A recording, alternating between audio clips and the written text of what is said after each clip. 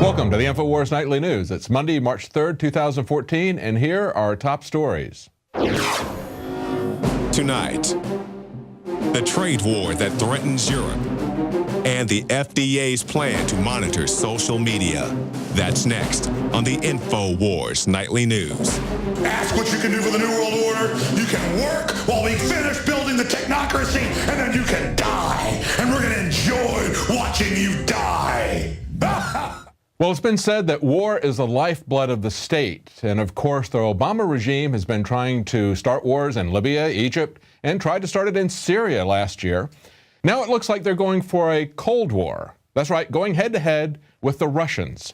We've had hot wars between surrogates. Now they want a Cold War, and now they're adding a trade war. As Paul Joseph Watson pointed out today, Gazprom is threatening to disrupt gas supplies to Europe. Russian-controlled natural gas giant Gazprom has threatened to disrupt gas supplies to Europe following warnings by John Kerry and others that harsh economic sanctions would be imposed on Moscow as the Ukraine crisis threatens to spiral into a trade war. Yes, not just Kerry can make economic threats, Russia can play the same game. And as he points out here in the article, he says, although the warning of a gas disruption to Europe is not being characterized as political payback, it would be naive to think otherwise. The Financial Times describes Gazprom's monopoly as a formidable weapon to deploy against Ukraine, noting that conflict with Russia would imperil one of the transit routes for gas to Europe. Now, Gazprom's announcement also follows these threats from John Kerry, of course, that he's going to isolate Russia economically. But we also see that a central banker is taking the company that actually transmits the gas across the Ukraine, and he's already putting that on the auction block. In a story from Kurt Nemo, he says the central banker, PM, says that Ukraine is ready for IMF auction block. This is another sign that what we're going to see here is a banker dictatorship selling off the assets of the country. On Monday, the central banker, the prime minister now of post-coup Ukraine, has signaled that the IMF is going to have a fire sale. Of course, the first one on the block is going to be this company that's going to be transporting the natural gas, but maybe Russia's going to beat them to it and cut the natural gas off. As they're saying here, the national oil and gas company of Ukraine will be put on the auction block. The pipelines are used to transit Russian gas to 18 European countries, including France and Italy. Now, listen to this quote from Forbes magazine. This is an interview with Vladimir Signorelli. He's president of an investment firm called Bretton Woods Research, LLC, and he told Forbes that Yatsenyuk is the kind of technocrat you want if you want austerity. We've heard that before. He says, with a veneer of professionalism, he's the type of guy who can hobnob with the European elite, a Mario Monti type, unelected and willing to do the IMF's bidding. Exactly. You remember the person that he's talking about, Mario Monti. He's the guy they kind of sarcastically called Super Mario. He's a banker who was put in place in Italy, just like we had another Goldman Sachs banker put in place in Greece. These bankers come in, they depose the elected officials of these countries, and then enact these austerity programs, which, by the way, always work out to the advantage of the IMF and the central bankers of other countries, as well as the large banks like Goldman Sachs. And this is what we see happening now here in Russia and the Ukraine.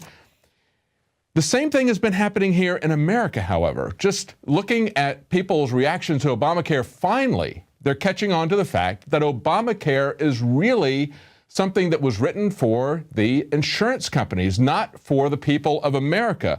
We've had our health care auctioned off here in America. They may be auctioning off the gas transit lines in the Ukraine, but we've had our health care auctioned off here to the highest bidder. That would be the insurance companies that are in bed with Obama. 1/3 of Americans are now saying that Obamacare has had a negative personal impact on them. This is a story on InfoWars from Kurt Nemo. He points out that 33% of respondents in a survey says that the law has hurt them directly. Earlier this year, it was just 29%.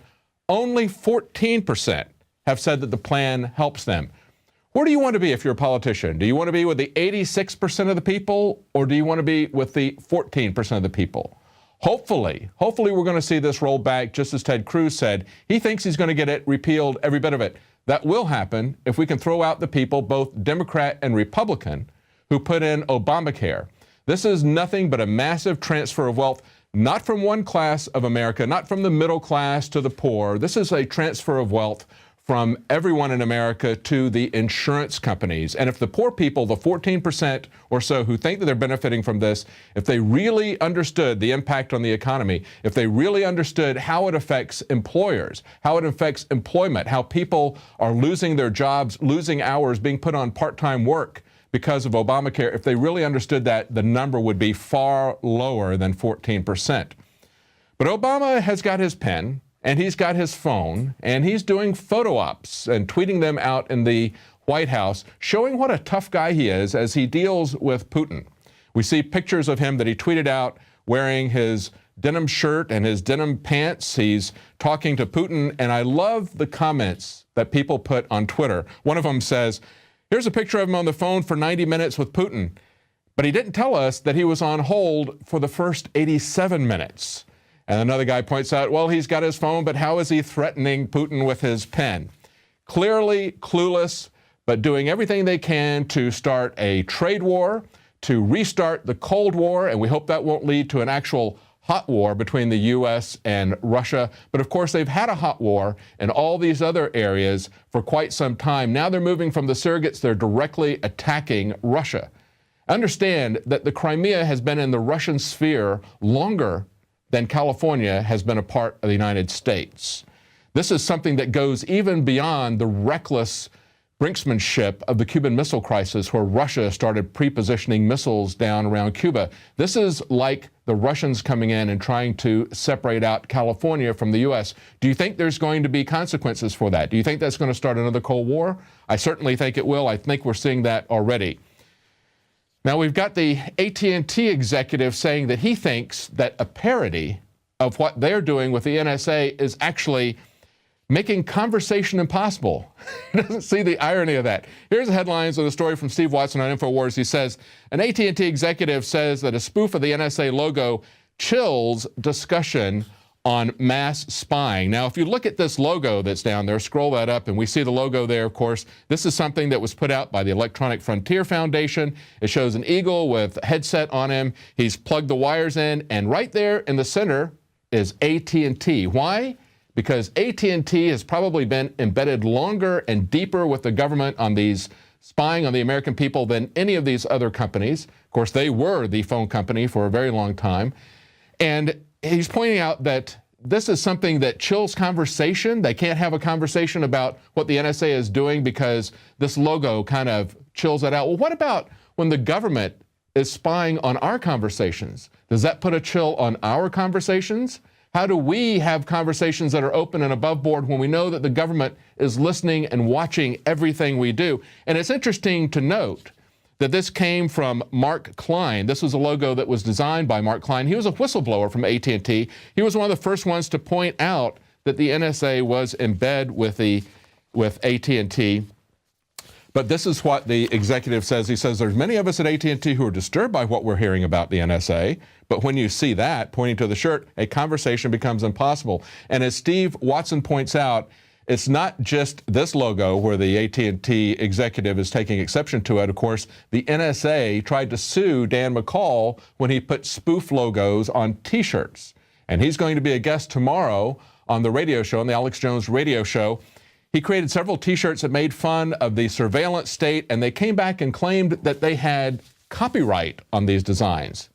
The government doesn't have copyright on anything. The government is not a private entity. They don't own these things. These are owned by the public.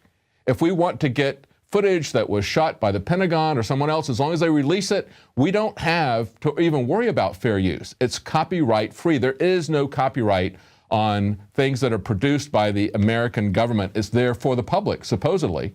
But of course, they see themselves very differently. Again, tomorrow, Dan McCall will be on the InfoWars radio show, and we'll talk to him about his victory over this kind of chilling effect, real chilling effect on free speech. But it's not just the NSA. We see this happening with the FDA. They are spying on whistleblowers to protect Big Pharma. They are using the same tactics that the NSA uses. They have a situation where this is this weekend reported from Washington's blog, and this has been going on for a number of years, but a couple of years now, where the surveillance state is attacking an FDA whistleblower. This fellow was head of the radiology department at Yale University. He noticed that a device that GE was building, of course, one of the preferred vendors of the Obama administration, but this GE device was putting out very high levels of radiation. He blew the whistle on it. And what the NSA did, I'll show you the NSA, it was actually the FDA. What they did was exactly what the NSA does. They bugged his computer, they took pictures of him with laptop pictures, and they used it to try to destroy his reputation online. That's the policy of personal attacks when you've got a whistleblower showing that the FDA is not doing their job, but letting one of the crony capitalist corporations get away with very dangerous practices. And we also see that they're now taking out a new request for proposal to have social engineers look at what you think about the FDA's releases. You know, they're feeding us poison, they're lighting poison into the food supply, fluoride, GMO, other things, and as outlets like INFOWARS are talking about it, they want to see what we're saying. Where are people getting their information? What is the pulse of the public?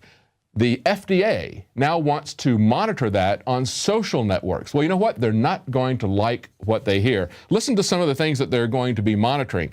The agency is looking for a contractor that's going to provide historical information about conversations that people are having on blogs, message boards, and social media sites about what the FDA regulates.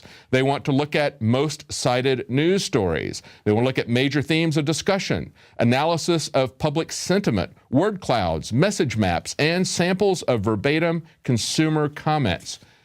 When you're talking about social engineering, what they want is to close the loop on this. They want to be able to see what's coming out of their social engineering, out of their propaganda, adjust that, and feed it back in. We are in an information war. We're in a psychological operations. Nothing highlights that better than stories like this, where even the FDA, they can't make the excuse that this is in the interest of national security and it needs to be secret and that's why they need to spy on us. They want to spy on us because they want to see if their propaganda is working, because they're failing in the information war. Now, after the program, we're going to have a special report from the INFOWARS crew, and John Bound will show you what it looked like when they went down and challenged the fluoridation of the water at a local level. And we're also going to have a report right after the break. We're going to have an interview with Andrew Demeter. Leanne McAdoo talks to him. He was one of the entrants in the Paul Revere contest. If you remember, about a year ago, we had a contest, $100,000 grand prize, $115,000 total prizes. Well, Andrew produced several very good documentaries. A young man. It's a very interesting interview. Stay tuned right after the break.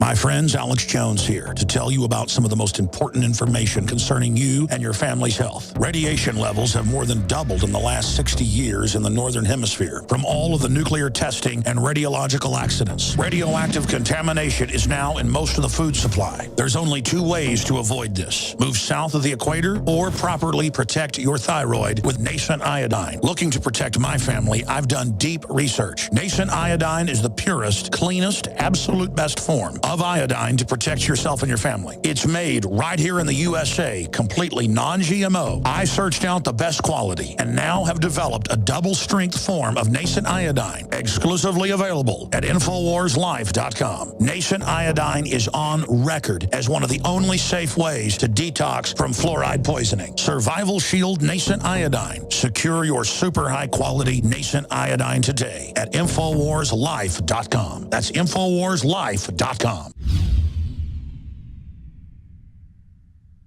Introducing Pro One. All of your filtration in one system, portable, on the go. No more do you have 2 or 3 filters to just reduce sodium fluoride. You have a system that cuts out the sodium fluoride and up to 95% of hydrofluorosilicic acid. Advanced manufacturing technology combines silver-impregnated white ceramic with new Aquamedics advanced media for removal of fluoride and other heavy metals, all in one filter element. It is the only one that does it, and out of the gates, we have it discounted at 10% off with promo code WATER. This is the only system that in one unit helps reduce